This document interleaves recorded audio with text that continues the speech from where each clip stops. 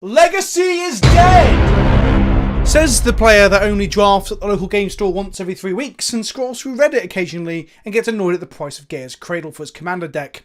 I'm starting this video with a very small caveat. Legacy isn't dead for as long as players like myself, Andrea Mangucci, and anyone else, for that matter, plays Legacy, talks about Legacy, goes to Legacy tournaments, holds Legacy tournaments, and just shows up to sling some spells in Legacy. Just because a company removes it from their tour and people want you to buy Pioneer staples as opposed to Legacy stuff because it's easier to shift and make money on right now, doesn't mean the scene is dead or the game is dead. It's just a really weird way of looking at it. The majority of people who want you to believe that it's dead are the people who've never played. The people who are bitter or jealous to some extent that don't have the cards to play. Now, I wish it wasn't like this. I wish Legacy was accessible to everyone, but unfortunately the reserve list exists, and even outside of the reserve list, Wizards of the Coast seem to continuously fail to reprint cards that need reprinting.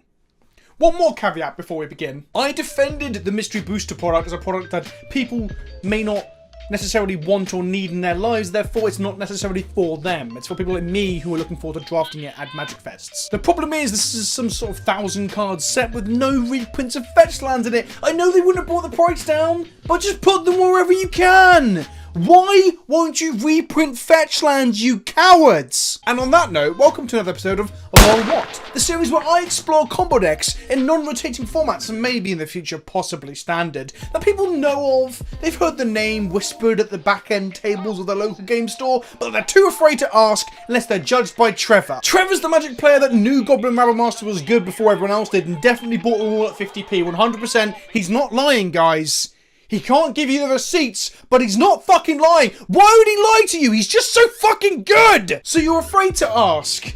But don't worry, PleasantKenobi's here. I'm Vince, also known as PleasantKenobi on the internet. I'm the Magic the Gathering content creating equivalent of being really fucking sexy. Today we're talking about 4 Horsemen, which is the Legacy combo deck equivalent of Owen Turtenwald. It's not actually banned, it's soft or shadow banned, but Wizards of the Coast won't address it directly. 4 Horsemen is named after the 4 Horsemen of the Apocalypse. To summarise and go through it very briefly, the 4 Horsemen of the Apocalypse are in the final book of the New Testament, the Book of Revelation. The 4 Horsemen come to basically enact a divine apocalypse. They are the bringers of the Last Judgment or the end of days, depending upon reading, interpretation, and such. Essentially, the 4 Horsemen are bringing the end of the world, for the sinners at least anyway. In our deck, our 4 Horsemen aren't literally people upon horseback, which is something that, when I streamed it, a lot of players got very confused by. It's what we call in the business a metaphor. If you don't know what that is, I guess it's testament to the idea of stay in school, kids. So these are the Narcomoeba, these are the jellyfish. The sexy jellyfish. They are, metaphorically speaking, the 4 Horsemen of the Apocalypse. They're bringing about the end time. When you've seen 4 of these bad boys, well, actually, it's more 3, only 3 are needed. But when you've seen 4 of these bad boys, the game is over. The original version of the deck looked to use Narcomoeba to cast Dread Return to bring back a Sharoon, which would then bring back a Blasting Station. At which point you would then use an Emrakul to shuffle your graveyard and library back together, to then start milling yourself again to find more Narcomoebas. The Narcomoebas can then be fired off with a Blasting Station. And yeah, if that sounds convoluted and long-winded and a pain in the arse to maneuver through in paper, you are 100% correct. The way in which we get to this board state is we use Basalt Monolith and we use Mesmeric Orb. Mesmeric Orb mills you and your opponent for 1 card whenever you untap a permanent. Basalt Monolith can tap itself for 3 mana and untap itself for 3 mana. You can basically sit there twiddling it back and forth to mill your entire library. Over time, that will get you Narcomoebas and Dread Returns, and eventually Emrakul to shuffle your library back in. The problem with the deck was that, because you're relying on Emrakul to reshuffle your library, when you start twiddling your Basalt Monolith, you can hit Emrakul very early and repeatedly, not changing the board state in any way. Am I the only one around here who gives a shit about the rules? Within the rules of the game, there is a tournament shortcut sort of rule or policy. A tournament shortcut is an action taken by a player to skip parts of the technical play sequence without explicitly announcing them. Tournament shortcuts are essential for smooth play of a game, as they allow players to play in a clear fashion without getting bogged down in the minutiae of the rules. Most tournament shortcuts involve skipping one or more priority passes to the mutual understanding of all players players involved. If a player wishes to demonstrate or use a new tournament shortcut entailing any number of priority passes, he or she must be clear where the game state will end up as part of the request. That's the first rule to give some context to the problems around this deck. Next up, we have part of the IPG. It's 3.3. my favourite one. Tournament error, slow play. Honestly, if your opponent's playing too slow, just call a judge. Just call a judge. Don't be scared of it. Just call a fucking judge. It is also slow play if a player continues to execute a loop without being able to provide an exact number of iterations and the expected resulting game state. So how does this shortcutting plus the slow play thing come together to make this deck not very playable? I don't know what I'm doing with my hands there. Not a deck that's viable? Well, every time you twiddle, you can hit an Emrakul and shuffle your library, and you graveyard together, and you've not changed the board state in any way, shape, or form. In theory, theoretically, this could happen indefinitely, until the end of the known world, which is probably only a couple of decades, but until the heat death of the universe, it could keep going like this, in theory, because it's truly random. There's no Modo or Arena Shuffler to moan or complain about. It's truly random. Once you explain the combo, where you're like, oh, I'm going to get some Narcomoebas, a Dread Return, I'm going to Dread Return a Sharoom, bring back the Blasting Station, that also has to be in the graveyard, mind you, then I'm going to use the Blasting Station to fire off like the fourth Narcomoeba, then I'm going to mill to Emrakul to shuffle my library back in and hit the Narcomoebas again, then I'm going to fire off the Narcomoebas that you one by one with the Blasting Station and shuffle my library again. You realise that actually, yeah, you are dead. Like, it's considered a non-deterministic kill because there could be infinite iterations where you don't hit the right combination. I think that's kind of bullshit because you know it's going to happen eventually, let's be honest. Like, on a long enough timeline, if that timeline pushes past the ends of human existence. But it will happen. Normally quite quickly. The reason I'm talking about the deck now, though, is not only because the deck is kind of funny and the title of the deck is enigmatic and exciting and like, oh, what's the Four Horsemen? I've heard it's banned. But there's been new cards that make the deck more viable and more playable, especially on MTGO, where slow play warnings don't exist because you've got your own chess clock. As long as you beat them with your own chess clock, nobody gives a shit.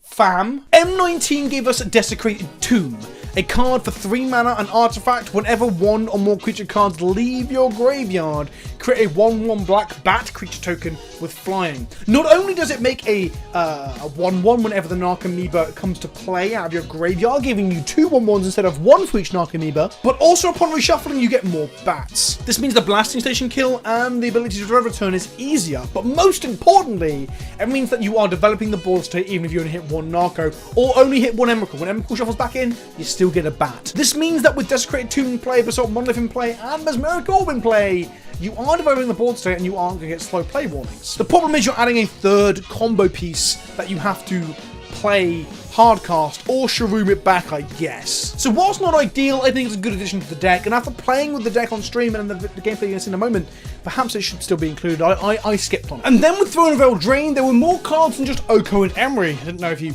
noticed. We got Sir Conrad the Grim. Sir Conrad the Grim is a 5 mana creature, a 5/4, which is relatively unimportant, and it has some text at the bottom of the card, which again, isn't going to matter. The main body of text though, whenever another creature dies, or a creature card is put into a graveyard from anywhere other than the battlefield, or a creature card leaves your graveyard, Sir Conrad the Grim deals 1 damage to each opponent. So that's if a creature dies, gets milled in, or leaves. Yeah, pinger. What this means is that we can replace the Sharoom Blasting Station slots in the original deck lists for Sir Conrad's. Maybe just 2 copies. Then when we Dread Return Sir Conrad, the mill is deterministic now. We're damaging our opponent every time we hit an Emrakul, let alone Narcomoebas or other creatures we might be playing. When I've played 4 Horsemen recently, I've been playing Sir Conrad as the win condition. And he's also a 5 mana body we can probably cast in a pinch, but I guess we don't really want to be doing that. So Conrad has improved the deck immensely in terms of allowing us to just shortcut and not have to get multiple pieces, giving us more slots back, killing our opponent once we've got the creature on board, not having to hit Blasting Station, and so on. The problem is the non-deterministic element, the bit where, like, actually it could go on for like 14 hours before we hit it. That still exists up until the point that we Dread Return him back to play. When we're trying to hit 3 Narcos and a Dread Return, we're still possibly only going to hit Emrakul several times. So maybe we need Desecrated Tomb, but I didn't play it for this video nor the stream VOD going up on the weekend, so fuck me, right? And that's the deck. The deck list will be on screen at some point during this intro. I've probably already had it on screen now. I don't know. My dog was just barking at the postman and it really put me off. I'm just running back upstairs now. I'm slightly out of breath and I've lost my train of thought and my notes are very minimal for this intro. let's play some Magic. Don't forget this video and all videos on this channel and my streams are brought to you by two very important entities. The first is my collection of patrons over on Patreon. If you want to support me, there's a link in the description below. For just $2 a month, you can get involved with the Discord, and at higher tiers, you can be on calls with me every week, discussing deck ideas and ideas for content for the channel, and get involved with our pub quizzes. The other big supporter of the channel and just friend of the channel and absolute saint is channelfireball.com. They are also helping to keep the lights on here at PleasantKenobi Towers, allowing me to keep making these ludicrous videos and not telling me what I can and can't say. So big shout out to them as well. If you enjoyed this video, the explanation and the gameplay of a weird old combo, check out the LOLWUT playlist that'll be in the cards for this video. I've covered ley lines before, I've covered Neo Brand as it came up, we've played Kobolds, and we've played Charbelcher in this series. If you enjoyed this, be sure to check out those videos too. Games! In our first example here, I've began recording once we've got to the combo. I didn't want to show the ins and outs of how we got here, because it wasn't all that exciting. I got my hand ripped apart by multiple collective brutalities, but eventually we landed a Basalt Monolith and a Mesmeric Orb. As you can see, I am dead next turn. This Grave Titan plus Zombos means I am fucking dead. However, we begin to mill ourselves. I didn't actually know the shortcuts for fast mana as the W key on MTGO. So yeah. Here's an Emrakul shuffling our graveyard back into our library. So we just start going again. Activating Mesmeric Orb to mill, and then untapping and activating, untapping and activating, and we keep milling ourselves. Narcomoeba number 1. Mill. Narcomoeba number 2. That was pretty lucky. Better to be lucky than to be good, they say. Mill. Mill. Mill, mill. Mill. Mill. Mill. Mill, mill, mill. Mill, mill, mill, mill, mill, mill, mill, mill, mill. And finally, after milling half our deck, we hit our third Narcomoeba. Now the problem is, did we mill a Dread Return? Oh, we did. We fucking did. We sack all 3 Narcomoebas to flashback Dread Return, targeting our Conrad when you have a Conrad in play. They are now basically dead unless they have a Dismember or similar in hand to kill the Conrad. However, with the second copy of Dread Return in the deck, we can still go off through that, which just make us burn more of our clock. At this point, we simply cover our opponent up with our graveyard, because what they're doing doesn't matter anymore. We hit our first creature since making Conrad, which is the second copy of Conrad, and ping them for 1. We tappy untap, mill, mill, mill, mill, mill. One of the great things about this deck is that we get to play Force of Will and little cantrips to get our combo together, which I'll show you in the second game. But it means that we actually have permission and the ability to stop our opponent fucking with us too much. We mill over and over and over again, and we're still not quite getting there. It's taking us quite a bit of time. This is early days of me trying to play the deck as well, so I'm not actually that quick at looping this. I got a lot better by the time we streamed it. We hit Emrakul. Emrakul's interesting because Emrakul entering the graveyard pings them, but then when it goes to, oh no, they scoop the fuckers, we don't get to see it. But it shuffles in 3 Narcomoebas and itself and the Conrad, getting us another 5 triggers as it shuffles back in. Now, our sideboard is transformational, allow us to become both Show and Tell and Paint the Servant, or one or the other, depending on which one we think is actually preferable in the matchup. This basically allows us to get around like really hard graveyard hate like Leyline of the Void or a Rest in Peace, for example. In this matchup, I decided against Mono Black Reanimator, like a budget version of Reanimator, that actually Paint the Servant combo might just be the best way to go. And then I decided actually, nah, fuck it, it's Show and Tell time. Some might say I'm quite indecisive. I like to think that I'm spontaneous. We keep a hand with a Soul Land, a Show and Tell, an Emrakul, a Narco, and a Cabal Therapy. And we get Thought Seized. Not great. We lose Show and Tell, we brainstorm, and we find, well, half of the original combo. We put it back on top of our library to protect it from more hand disruption and pass back. They hymn to Turagas, which takes everything but the Emrakul and some lands. And, well, fuck me, I guess. God, Hymn to Turok feels so fucking rough. We draw them as Mesmeric Orb. We play the orb and we pass back. They untap and they mill for 2. Maybe we can mill them out with a Mesmeric Orb, slowly but surely. We hit Thoughtseize and Cabal Therapy, which is kind of good in the yard, to be fair. It's like drawing an extra card. They play a Lake of the Dead and make a Grave Titan off of all the mana that it produces. Then they use one of the zombies to Cabal Therapy us. Naming Snaring Bridge, just in case we brought it in from the board or we're in a Snaring Bridge deck. Honestly, that's not a bad shout, considering that you can kill with the Conrad kill without having to go to combat. We draw Cabal Therapy probably far too late to be able to hit some sort of payoff like a Grave Titan, for example. We cast it anyway. We name Collective Brutality and we find out the hand has Fairy Macabre Massacre Worm, and a Swamp. Fun fact, you can actually play through Fairy Macabres and Surgical Extractions by untapping and then tapping your Basalt Monolith again. Just begin milling to hit an Emerald to shuffle your graveyard in to dodge the extraction effects. We get hit for a bunch, they make a load of zombies. Things aren't looking good in this game. For the record, we already had a game against them where they like turn 1 day Grizzlebrand, I believe, but I wasn't recording. We get hymned. Shuffle our graveyard in with our Emrakul. They Fairy Macabre our Emrakul anyway. We look at our sideboard, we feel flustered. I draw a land, and I scoop it up. So there we got to see the combo in action, and then it getting torn apart by hand disruptions. Now we have a full game of us trying to set up the combo. I've kept a hand of Basalt Monolith, Limdell's Vault, Brainstorm, 2 Force of Wills, and an Ancient Tomb. We are 1 Mesmeric Orb away from winning here. Our opponent turn 1 Thought Seizes because hand disruption seems to fucking hate me. At this point I can use Brainstorm to hide the Basalt Monolith on top of our deck. The Brainstorm finds a Trophy Mage, a Narcomoeba, and a Dread Return. The Narcomoeba and the Dread Return we don't really want, because we are Brainstorm locked if we don't shuffle our library. Trophy Mage allows us to shuffle our library to get rid of the Narco and the Dread Return. I decide to hide the 2 Force of Wills here instead of the Basalt Monolith, which seems a little bit odd, and I can't remember why I did that. Maybe, just maybe, I'm hedging that our opponent doesn't know what the fuck is up, and they don't understand what Basalt Monolith, Narcomoeba, and Dread Return in my hand means. They take the Basalt Monolith. The upside is that Trophy Mage can shuffle our forces away. Well, we get to keep 1, I guess, and we can pitch the Narcomoeba to that. And it also goes finds us a Basalt Monolith. So now all Orlindo's Vault needs to do is find us a Mesmeric Orb. Fun fact, before we streamed this, someone on Twitter told me, and shout out to that person, that actually perhaps Trinket? No, not Trinket. What's the other mage? Not Treasure. Treasure is 6. Trinket is 1. Trophy is 3. Tribute Mage? The one from Modern Horizons that'll probably be on screen now, but I can't remember what the fuck it's called during recording.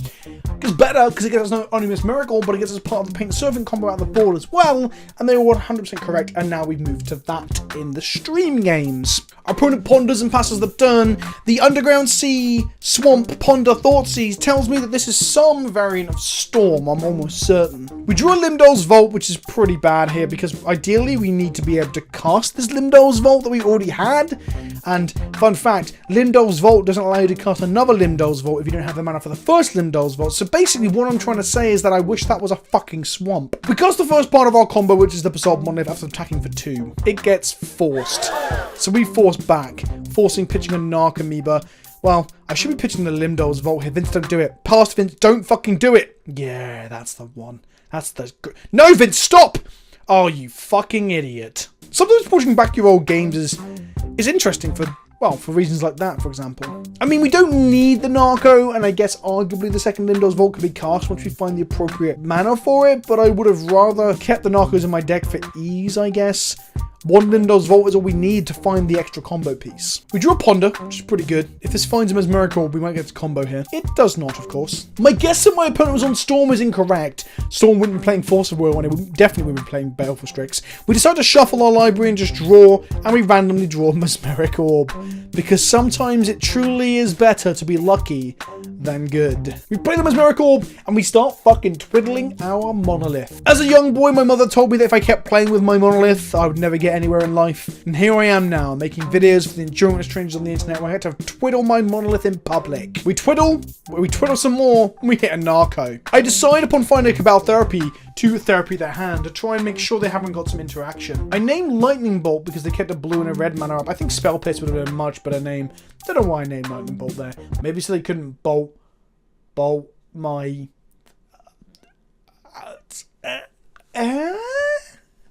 I think Pierce was a much better name past Vince, you fucking idiot. We hit an Emrakul, so in we go. Shuffle, shuffle, shuffle. We had to let the portrait and attack our opponent's hand, so we wouldn't have got a slow play warning at paper. Paper REL in paper. We twiddled some more. Sat here playing with myself. We mill some more. And then watching this replay, I realised that I did get a bit faster doing this by the second or third games. That's nice. We find Sir Conrad. We now need to find some fucking Narcos. We massage our Monolith into a BAFTA award-winning TV show. Narco pops out the end. Was it Narcos? Maybe that joke doesn't work. Well, hopefully multiple Narcos will fire out at the end of it eventually. We twiddle. We fiddle. We massage our big, thick rock. We hit an Emrakul. It's time to shuffle, shuffle, shuffle. Shuffle, shuffle, shuffle. Shuffle, shuffle, shuffle. Oh, do you know, when I'm shuffling, I like to think about my favourite game, which is Magic the Gathering. Oh, but on the upside, we did hit a Narco, which is nice. So that means that we wouldn't have got a slow play warning there in paper. Unless we were just doing this very slow, like physically, painfully tapping and untapping the Basalt Monolith like this. We're flipping more cards over the top of our library. We find a Dread Return. We have one creature off Dread returning a Conrad, so we need to hit one creature. There we go. There's a Narco coming out of the end of my rock. And now we just need to find a Conrad to put into the graveyard. Oh, Narco number 3. Sure. The 4 Horsemen of the Apocalypse are here. We've got War, Sexy Jellyfish, and Sexy Jellyfish. We Dread Return Conrad, and that's it. We're going. We're off. We got them. We know what's in their hand. It's some cards that don't matter. None of them interact with the current board state because we did the Cabal Therapy to check the coast was clear. We hit our first creature, pinging them for 1. I think they're going to make me play it out, which is kind of lame. We dirtled some more, all towards the end goal of killing our opponents. Anyone else think that's a Conrad looks like a really gothic Peter Capaldi? Like if Peter Capaldi had a horse and listened to a lot of Depeche Mode. We Cabal Therapy them again to get the Treasure Mage into the graveyard because actually it gives us more creatures to hit. It also gives us 1 trigger too. I may abandon hope with the Cabal Therapy because I am a edgelord prick. And we can tiddle to tackle the tiddly top. Oh, and we hit an Emrakul. Emrakul pings them for 1 going in, and then pings them for a lot more going out. Can you imagine an Emrakul going in and out? I position for a screenshot. Yeah, look at all those Conrad triggers. Welcome to Legacy, my friends. Take my hand, I'll be your guide. But the format's dead, Finn. Shut up, Timmy. You fucking standard player, you. There's nothing wrong with standard, by the way. That is not a criticism or a value judgment of standard. My point is the people that are complaining that it's dead or enjoying, relishing, fetishizing the idea of it being dead are the ones that don't even fucking play it. Our opponent's on 3. Can we find 3 more creatures in our deck in the next 15 minutes to win this round? Just keep tapping and twiddling and tapping and twiddling.